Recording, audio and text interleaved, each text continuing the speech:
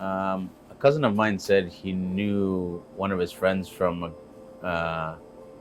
back home, and he needed help in this business, which I had no idea of whatsoever. And I decided to try it out, and I've stuck with it ever since because I like it.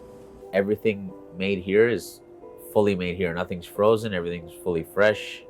I think that it plays a lot with it too. Every single day we make our meats from scratch.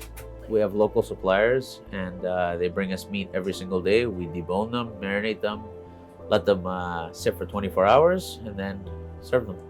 My name's Chris. I worked there for about 3.5 years now.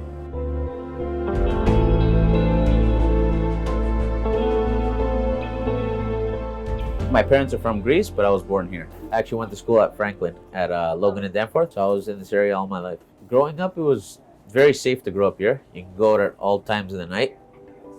And it was very just strictly Greek. Every single store you walked down was Greek, which at the time, I didn't know was a good or bad thing, but now slowly different cultures are coming in the area. So that's why when we do Taste of the Danforth, you can find food from Thai, Brazilian, Korean, Indian. You can find every single culture in the Danforth. And that's why it attracts over 2 million people a year. The amount of meat you're cooking here is way more substantial than what you'd be cooking at home.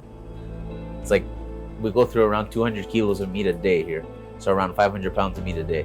The most popular item we sell is chicken gyro or pork gyro, which is basically seasoned meat stacked in a cone shape, and it cooks layer by layer, and you slice it off, and it comes in a pita wrap with tzatziki, onions, tomatoes, and fries. It all comes together in one wrap. Gyro actually means spinning. So that's why when you ask for a chicken gyro, you're asking for a chicken that's spinning. So I know exactly what you're talking about. The prep process is a lady here from 6 in the morning, cleaning, cutting tomatoes, onions, cucumbers, all the veggies. And then the meat comes around 9, 10 o'clock, and we start cutting that. That gets seasoned. I come around 10 o'clock, put the meats on, and I start building the chicken and the pork for the next day. So once she's done that chicken and marinates it, that sits for 24 hours, and then I build that one the next day so you can get all the absorption from the juices. Good food requires a lot of work. If you got stuff frozen, it would be very easy. It'd be a breeze to do, but the quality of your meat is very low after. If you don't know what spices you're putting in, you're not going to get the same taste.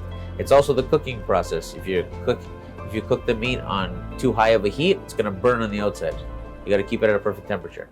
The atmosphere it's not like it used to be. It used to be very, very busy, and all the restaurants used to be open past 12 a.m., even on weekdays. Yeah. Now, they're usually closing around 10, 11 o'clock, but on the weekends, the same atmosphere. Like, we're open till 5 a.m., right? Yeah.